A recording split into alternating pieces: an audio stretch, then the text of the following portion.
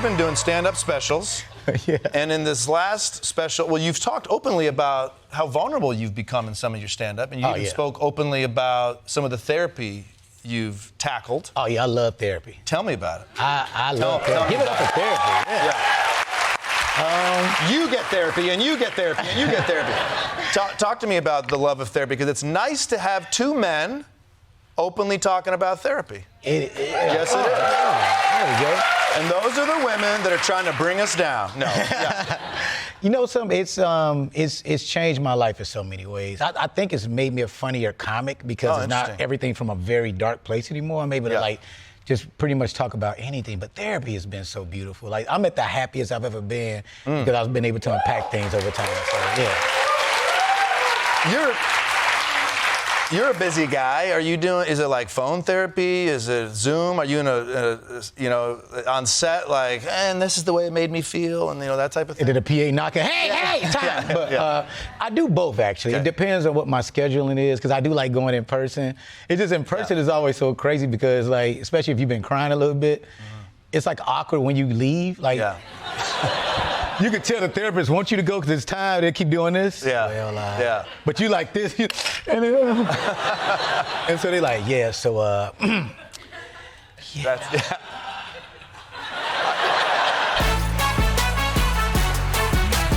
One of the things that I appreciate so much about your music and that I think sets you apart from so many other artists is the way that you juxtapose these big sort of joyful, big band, jazzy music along with lyrics that are really raw and vulnerable and about very serious issues. You talk about body dysmorphia, you talk about mental health, sexual assault. How do you even begin building music around those lyrics? Well, I think music is medicine. I always say that. I think like even sitting here and talking to you about these sort of heavier subjects, I get nervous. I don't really know how to address it or what to say. And I think music is a safe space to kind of be raw and honest. And for me, that's my safe place. It's my therapy. And I think there's a lot of us are really broken and a lot of us are hurting and a lot of us are dealing with things we don't know exactly how to speak about or express, even with the people that we love. And I think music is a safe space to do that, to find healing or talk about it or just, process it. So that was really important to me as an independent artist. I just wanted to be honest about those things you're quiet about, You actually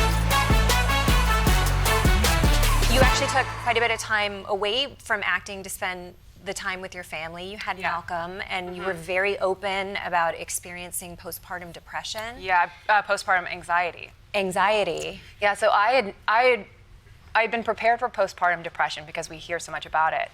But postpartum anxiety came on, and it was, I don't know if anyone here has gone through that or their partners have, but it is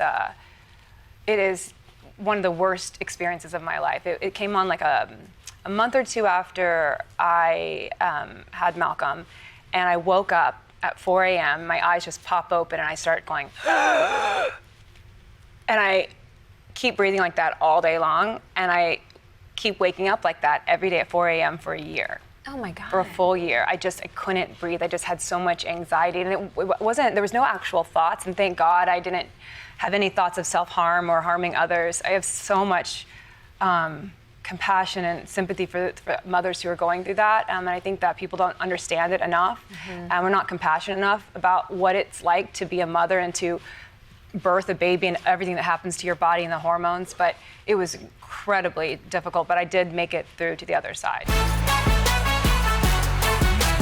For social media to keep people engaged, for news organizations to keep people watching, they have to ramp up the urgency and the existential nature of the crisis. So you're sort of torn between these two impulses.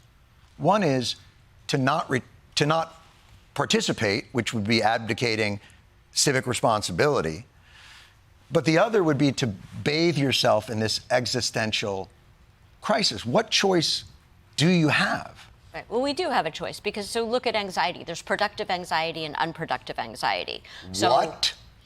Well, think about it. If you didn't have anxiety, you wouldn't be able to be safe. That's why we have anxiety. It was like, there's a bear. You better have anxiety. Your unproductive anxiety is, I'm just going to stand here. Productive anxiety is, I'm going to do something about this. See, that's so weird because my anxiety has never saved me from bears, but it often convinces me I'm not lovable. So how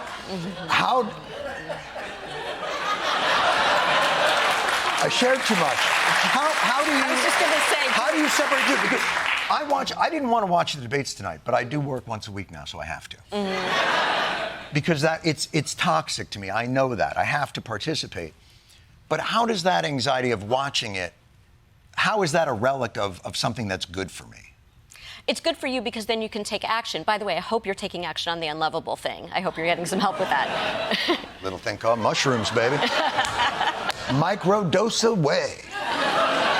Sorry. But it's helpful because you say, okay, there are two ways you can respond to this. You can say, I'm going to put my head in the sand and not engage, which is, I hope, not the option that people here are taking. Correct. And you can also say, oh, I'm just spinning in anxiety, I'm doom scrolling, I'm just, getting all worked up. Yes. That's not helpful. That's unproductive anxiety. And then there's productive anxiety where you say, what can I do? Well, you can get involved in a campaign, you can volunteer, you can please vote. You can get the people around you to vote. There are things that you can do. The thing that you want to do is you want to say, what can I control here? Mm-hmm. And that's where you take your anxiety and you say, smart. It's going to motivate me to do something productive. Something happened in the early 2010s. And my argument in the book is a tragedy in two acts. The first act is the loss of the play-based childhood. It's what anybody over 40 in this audience had. You were out with your friends after school. There was nobody supervising you. You had to learn how to work out conflicts, how to face adversity. So that's what kids have had for hundreds of thousands of years. It's part of being a mammal. You play, you develop skills. We began to crack down on that, to lock kids up in the 90s, to not let them out. So we're restricting what they most need, which is play, from the 90s through the 2000s. But mental health doesn't collapse then. It's actually pretty stable. Then we get Act Two, which is the arrival of the phone-based childhood. And what that is in 2010, everybody had a flip phone. The iPhone had come out, but most teens had a flip phone, no front-facing camera, no social media on the phone, no high-speed data. And by 2015, everyone's got all those other things. Now suddenly everyone has a smartphone, front-facing camera, high-speed internet, social media, especially Instagram, on the phone. And almost like someone turned a switch in 2013, girls in America and many other countries suddenly become very anxious, depressed, and self-harming. You mentioned that you've talked very openly about struggling with anxiety and depression. How did that feel to share that? Were you surprised by the reaction that you got? 100% surprised. And here's the thing, it didn't feel weird to share because I live in Los Angeles amongst a group of artists where this is just dinner table conversation. Totally. We're all anxious and depressed and we're always talking about it all the time. We're trading therapists. Oh, yeah. What medication? My therapist is right under the desk right now. She's just waiting on call. Yeah, and so it's like, what medication are you on? Well, I'm switching over to Celexa now. It's Totally. These are our conversations. But what I didn't realize is that, as you well know, because I don't know if you guys know, Desi was with me on The League like 10 years ago as a guest star. It was amazing. But it's a great show, and a lot of the men who watch that show are not the men who are comfortable with talking about their mental health because they're football dudes and whatnot. And so when I started going on my social media, I got this outpouring, particularly from men, just being like, I can't believe you're saying this out loud. And it makes me feel really good to know that someone that I view as somewhat successful is still on their feet despite this, and it offers hope in that way. So I never really planned on being some sort of mouthpiece for it. I was just sort of whining on social media, and then it kind of had this effect. So I'm like, oh, well, this is something. So not only brave, but it's a generous thing for you to do to help support others. So it's really meaningful that you did that.